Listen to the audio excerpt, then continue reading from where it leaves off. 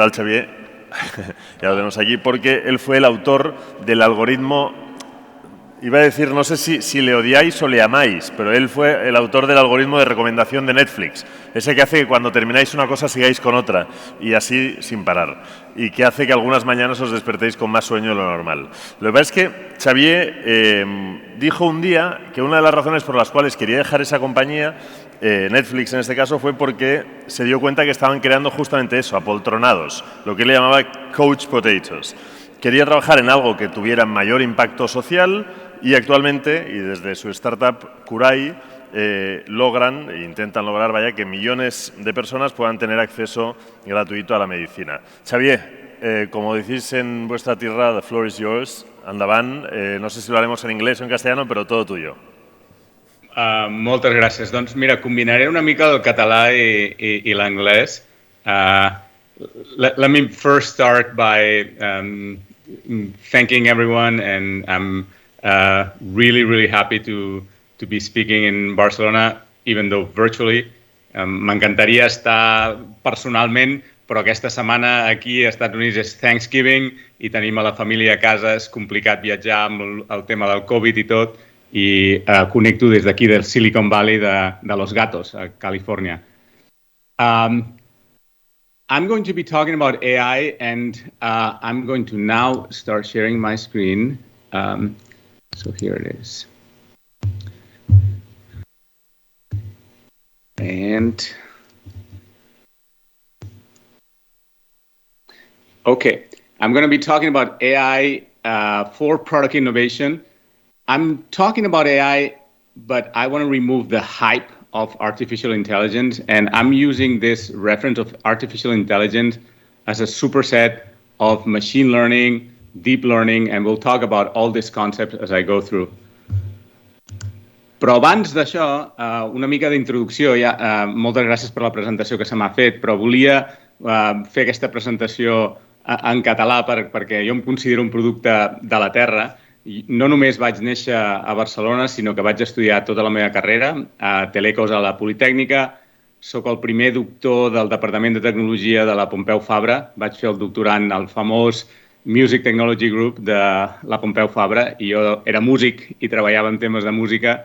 I llavors me'n vaig anar allà als Estats Units a treballar en temes de realitat virtual i realitat augmentada a la Universitat de Califòrnia a Santa Bàrbara. Vaig estar uns anys a Telefònica i vaig començar a fer investigació en temes de sistemes de recomanació. Aquest és potser, juntament amb la part de Netflix, que s'ha comentat i que parlarem en detall, a les recomanacions i la personalització de Netflix és el que més se'm coneix.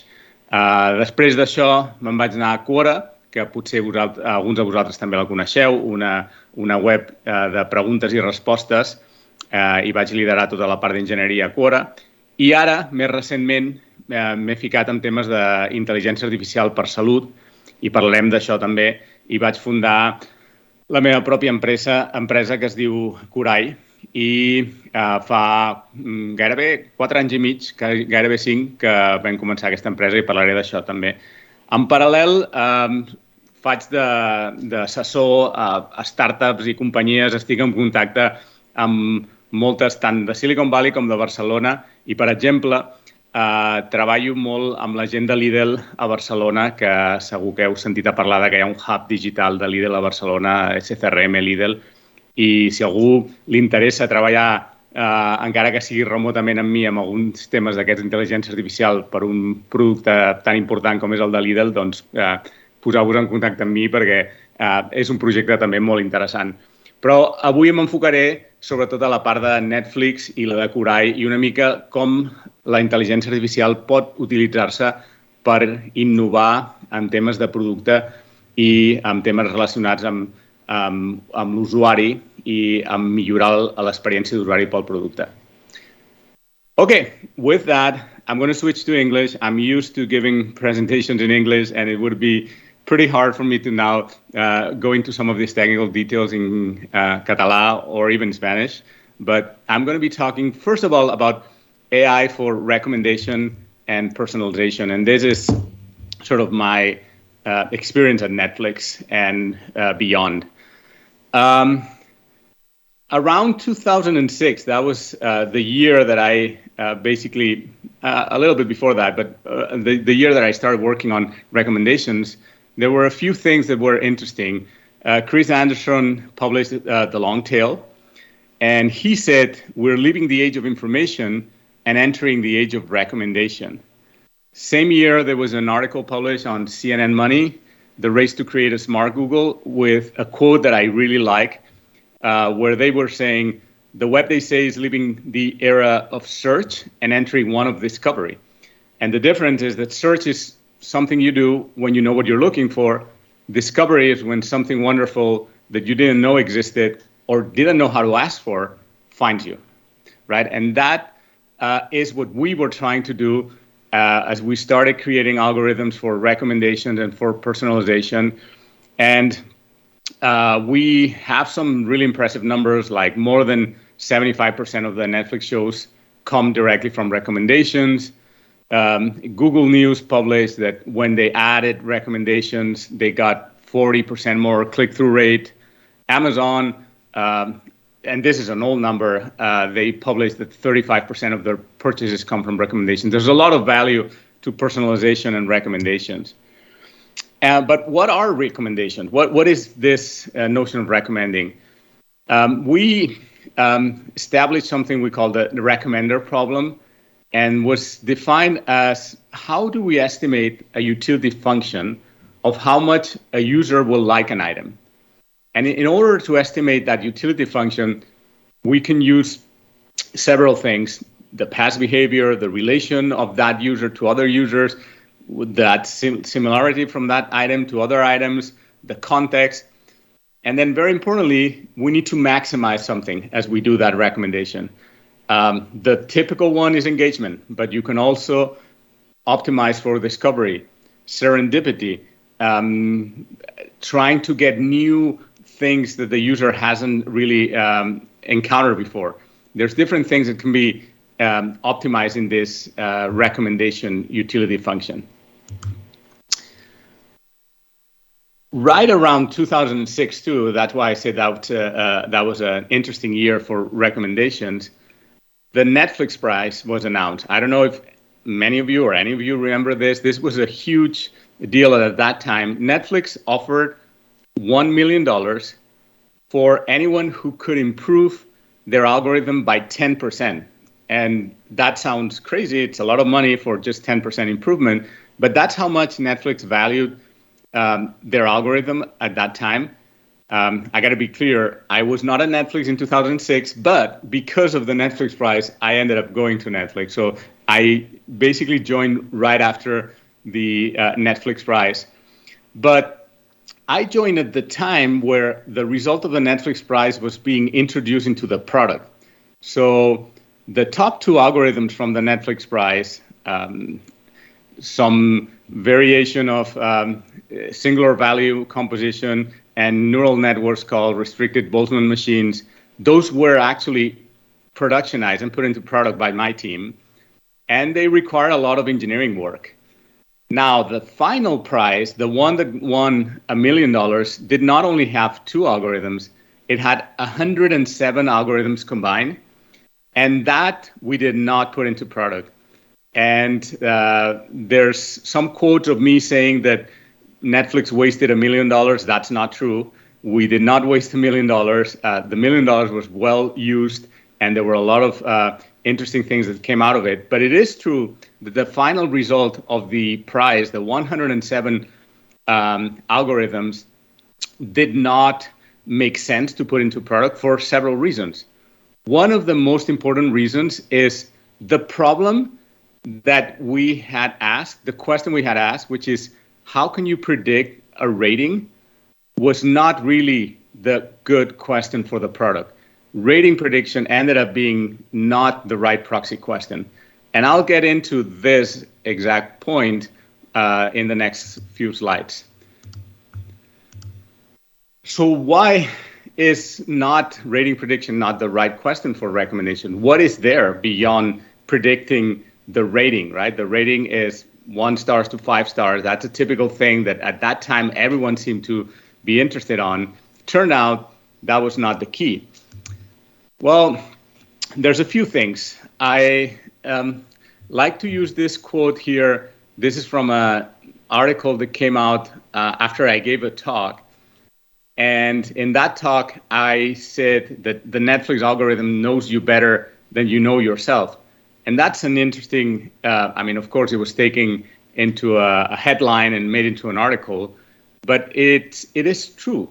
It's interesting to understand or to reflect on the fact that sometimes when you are rating shows or rating movies, you are making a conscious act of reflecting on yourself.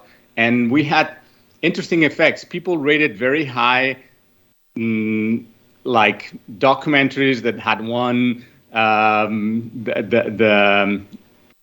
the Oscar, got really good ratings. However, people also watch very dumb humor movies. There was one at that time that was very popular, Hot Tub Machine, had a lot of viewership, even though it was a pretty dumb movie that would not get high ratings. So the question was, how is it that people are rating something low, but still they want to watch it, right? So the difference between rating and what people want to watch and what they enjoy watching was an interesting dilemma. Also, very importantly, rating is a unidimensional feature. However, we realized that we had to go into more dimensions. From rating, we went to ranking, from ranking to page optimization, and from there, adding more dimensions to context-aware recommendation. I'll talk about all of those in the next few slides. Very importantly, as I'm saying here in the title, everything is a recommendation. It's not just about the little star on the page. It's everything, how it's positioned on the page becomes personalized and becomes a recommendation. So again, if you try to recommend based on ratings, what you end up having is that those niche titles that are only rated by a very small but very dedicated set of people become very highly rated. At Netflix, we had this thing that animes had really, really high ratings, even though they had a small audience of people that were very committed and they had sort of like very big fans. But those were not popular, right? So then the difference between rating and popularity is something that was striking and something that we leverage. And I'm going to describe right now how we did it and how you should do it if you're interested in this notion of recommendation and personalization. Okay, so here is it's a fiction dimensional space between popularity and predicted rating. So the way that you can easily build your first personalized ranking model is if you think about these two dimensions separately, right? You predict the rating of a given show or a given movie for a person, and then you also take into account the popularity. And you say, I'm going to combine those two things into a function. Remember, we talked about the function to recommend things that is going to combine somehow these two things. And there's many ways that you can combine, obviously, two dimensions, but the easiest one is just a linear combination, right? You just say, I'm going to take the popularity, multiply it times a number, and then add the predicted rating, multiply times another weight. So all that it comes down is you have to estimate the weights of those two features, predicted rating and popularity. And how do you do that? Well, you do that by looking at your data. You get many data points from your users, and you estimate how important is the predicted rating, how important is the popularity, and you come up with a model that predicts that. So that's basically lesson 101 of how to build a personalized ranking model. And you combine those two features, you put it into a ranking, and there you have your function. And that's the first thing that you can use as your initial ranking function. Of course, at Netflix or any other company that is doing personalization and recommendations, there's many other features that go into the ranking function.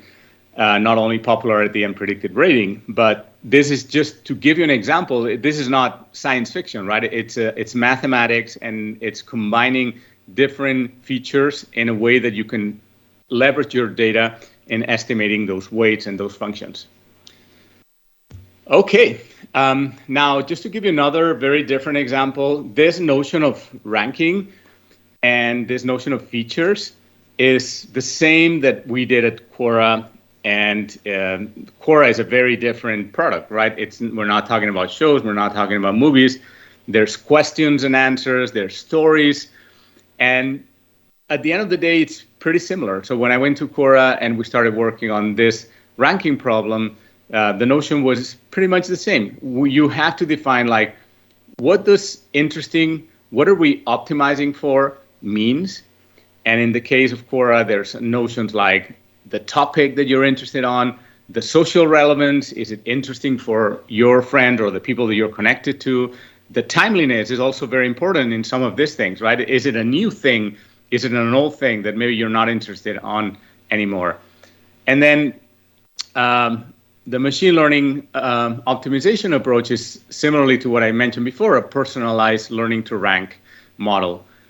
There were big gains in engagement, again, when we use relevance order, meaning the machine learn approach, the AI approach, versus just a simple time order feature. And this should be, obvious to everyone, even Twitter, after many, many years. And I remember having a conversation with the Twitter CEO where I was telling him, hey, you should try to use relevance in your feed. And they said, no, we are all about time-based. When they tried it, they actually were able to show that the engagement grew dramatically as they improved the algorithm, or as they replaced the time order by a relevance-based. Interestingly, we did that at Quora before Twitter did it at Twitter. So from ranking, we go to now composing the whole page. It's not only about the ranking itself, it's the whole page. There's a lot of interesting studies about attention modeling and how in a particular page on the internet, and this is for desktop, but the same is true for mobile, there's attention maps where people focus their attention on different places, and that has a lot of importance, right? Where you position things, it's going to matter, and it matters a lot. As a side note, depending on your culture, for example, Asian cultures tend to have different attention maps than Western cultures, and that's something that has been studied too. But in any case, the bottom line here is that just as you have algorithms for ranking, you also have algorithms for putting everything together in the page, and that depends on the rankings, which in the case of Netflix, they're called the rows, but also all the other things, right? Where do you put one row on top of the other? Do you put a preview? Do you put a recommendation that is bigger than the other? And how you compose that page is also personalized. In fact, at Netflix, even the box shots, the box art, the pictures that you see for every show and every movie are also personalized. So if you look at two different Netflix accounts, you'll realize that the box shot that you see for the same show is different from one person to the other. And it can even change due to context. Not we, I'm not there anymore. They might be using a different composition of the page and a different box art, depending on whether it's the morning, it's night, it's weekend. And that leads to the last dimension that we're adding, which is context, right? We not only have movies or shows and users, we also have to take into account context. And context means things like what device you're on. Is it a mobile? Is it a desktop? What time of the day is it? Or what is your things like even the weather? Or is it Christmas, for example? That's an important one. Like holiday seasonality matters a lot. We just went through Halloween here in the US, and of course a lot of horror movies come up during Halloween, and that's something that is taken into account. So again, this is the whole journey from going from the 2006 rating prediction to this notion of multidimensional recommendation and to the notion of like how to use this AI, which again, I like to demystify the notion of artificial intelligence as something that is going to take over and say it's just mathematics and it's just something that we can use to improve product in many different ways. I do have to mention, I do have to talk about deep learning. Deep learning is a subset of machine learning and a subset of AI that has been taking the world by storm. And I've used a lot of these deep learning approaches, and there's talks where I go into depth talking about them. It is also true that in recommendations, deep learning is very, very much taking the whole field by storm. And you can see here on the slide, like YouTube using deep neural networks for recommendations, Spotify using deep learning, Netflix also using deep learning. However, you need to also have a word of caution here. There's a paper that was published just 2 years ago where it seems like there's a lot of hype around deep learning. There's a lot of true progress, but also some hype. And there's some deep learning approaches that are presented as revolutionizing everything we know, and they're just incremental. I mean, they're just adding a little bit of improvement, and they can obviously in the future become sort of like much better, but it's not like the big, huge revolution, particularly for recommendations, that has been presented in some cases. Okay, with that, I'm going to go into the most interesting part, I think, of my presentation. I'm giving you sort of like a rundown of recommendations, personalization using AI for at Netflix, but I'm going to go now in talking about Curai and what we do there with in the case of healthcare, which is a pretty very different domain from movies. And I always like to start by saying that we have a huge problem in healthcare, right? There's really a lot of people without access, very bad access. We are stressing the system, giving doctors only 15 minutes on average to diagnose and recommend treatment. That leads to a lot of errors. Some of these numbers, like the 400,000 deaths due to misdiagnosis, that's only in the US. So this is US only.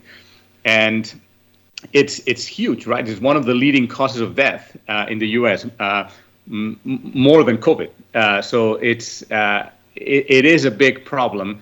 And of course, in the context of a pandemic like COVID, this has been even brought to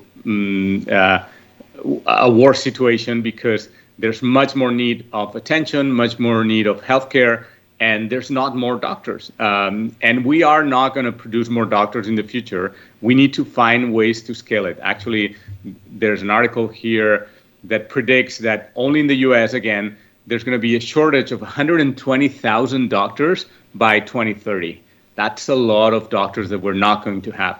And of course, now we're starting to see a lot of virtual telemedicine, and how do we use technology to enhance and scale medicine in general, right? So we do have not only an opportunity, we have an obligation to reimagine healthcare, and there's a lot of things that need to be changed and need to be improved, and that's what we're trying to do at Curai. We have a mobile-first, always-on, accessible, and affordable access to care. And in order to do that, we combine AI and human providers, human doctors in the loop in an always-learning system. And we design our AI to be able to operate in the wild, in the real world, in the product, with the patient and with the doctors. We design both a patient application as well as a doctor application.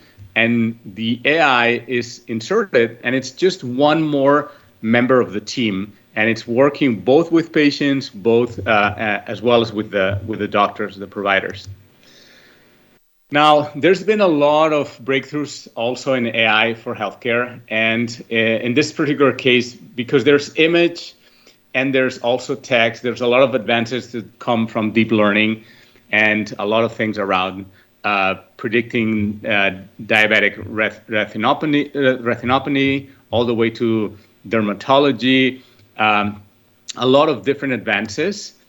And we at Curai, we think about like, what is the medical process and what are the different components that we need to redefine and redesign using technology and AI. And we have this complicated diagram. I'm not going to go into detail, but we have the examination step, the information gathering step, the assessment that includes diagnosis, triaging, and then the planning step. Like, what is the treatment? Do we need lab? Do we need testing? Do we need to have a plan for chronic disease management? All of that is the medical process that need to be addressed and enhanced and augmented with AI. The FDA, which is the Food and Drug Administration in the US, is very well aware that this needs to happen, and they have a plan that they've worked around, like how is AI going to be deployed in medicine. This is just a forward-looking plan, but it is something that it's worth knowing about and it's worth at least understanding. And I have a blog post online that if you're interested, I go into those details. At Curai, we have state-of-the-art medical reasoning and diagnosis. And these are just some publications and some numbers. The interesting thing here that I will highlight is that in August 2020, our diagnosis system was already able to beat on a public data set, it's called Semigram, the average doctor diagnosis accuracy. I usually say that's not enough. It's not enough that our algorithms are better than the average doctor. We need much more than that. And by the way, we're not trying to replace the doctors. We're just trying to augment and help them. But we are moving forward and we're trying to improve diagnosis well beyond what any human doctor could do in order to augment and to provide better quality care. So besides medical reasoning and diagnosis, we work a lot on natural language processing. The medical process that I mentioned before, it's very much spoken. Doctors talk to the patient talks to the doctor writes a note, the note gets sent to another doctor. There's a lot of text and communication that it's really important to understand. And then the third step, the third part is multimodality. That includes images, includes video, sound. We have a lot of open publications. I encourage you to go to our website and our blog, and you will see all the research that we're doing is public, even though we're a startup. And it's not very common to see a startup our size publishing a lot of papers, but we do that, and you can read them online. In the case of COVID-19, when the pandemic hit, we said, hey, we got to do something. We got to work on this right away. And we deployed our system on different aspects, on Q&A, on the diagnosis, on the follow-up. All of those elements were actually enhanced and augmented by our artificial intelligence. I'll give you a little bit about how we did that. The first thing we did is we deployed an assessment, a diagnosis assessment online for COVID. This is not, surprising. There's a lot of people that have done that. There's a lot of web pages that have sort of like this kind of assessment. The interesting thing is that we did it in a way that we were gathering information and we were combining the automated component of the assessment with humans in the loop, with the doctors that were also in the middle of the whole process, asking for clarifications, asking for more questions, and using that to follow up. And all of that data went into our AI for modeling and for improving. And we built a diagnosis model pretty quickly. That was also published, where we combine our expert systems with the data that was coming from our own service in order to build a machine learned model. I think it was the first one, probably the only one at this point, where a machine learned model was diagnosing COVID, but diagnosing COVID in the context of any other disease. So this is a multi-diagnosis system where it can actually draw a distinction between the flu, COVID, and many other diseases. We also... Sí? Ara per un moment semblo Déu, estàs sentint una veu, sóc el mateix d'abans, el Pipo Serrano, vull dir que no et vull confondre. Hauríem d'intentar accelerar perquè se'ns solaparen les sessions, amb la qual cosa, si podem avançar-ho i en un parell de minuts resoldre-ho, seria fantàstic. Vale. Estava controlant el temps aquí, tinc 25 minuts, però apreto l'accelerador. El que puguis. Molt bé. Gràcies. Okay. So I also mentioned question similarity. We use language models, which is something that maybe some of you have heard about and introduced that into the product. We have used GPT-3, which is something, again, some of you might have heard. This is this huge model from OpenAI to enhance our language processing for healthcare. And I'll just jump right into the conclusions. So I think what is clear that AI has not only the potential, but already is revolutionizing products in many different spaces, as different as Netflix to healthcare. Healthcare in particular needs to scale, and we need to do whatever we can to improve access, but also quality of care. And in order to do that, we need to use technology and artificial intelligence. That's the only way that I see this is going to happen. Very importantly, you cannot just pick an AI model or technology and drop it in the middle of an existing system and hope that it works. You really need to think holistically about the end-to-end. And as any powerful paradigm-changing technology, AI obviously can be used for good things, can be used for things that are neither good or bad, or can be used for very bad things. And we need to be aware of that. And I hope that as many of you can join on sort of like using these technologies for the good, because that's something that the world needs as a whole. I'll just leave you with some follow-up links. If you're interested in any of this, there's much longer talks. There's 4-hour lectures that I gave a few years ago on recommendations, deep learning, a recent talk that I gave at Berkeley, and then one at Stanford that goes into more depth of this COVID-19 and how we applied COVID-19. And of course, all the publications are on Google Scholar, and you can follow me on Twitter or Quora, Medium, or Strava, whatever. And I'm going to leave it here because I think we're running short of time. No crec que tinguem temps per preguntes, però ha estat un plaer estar amb vosaltres virtualment. Xavier, és emplaçar a la gent que ens segueix a que te les faci directament per alguna d'aquestes vies, perquè avui anem amb moltíssimes sessions. Ha estat un luxe escoltar-te i ens hem quedat amb ganes de més. Estaves amb la part de Curai, que és apassionant, per tant haurem de fer una segona part en algun moment. Agrair-te l'estona, fins i tot des d'allà pel Thanksgiving, i et contactarem. Molt bé, moltes gràcies, un plaer i vinga, bona tarda.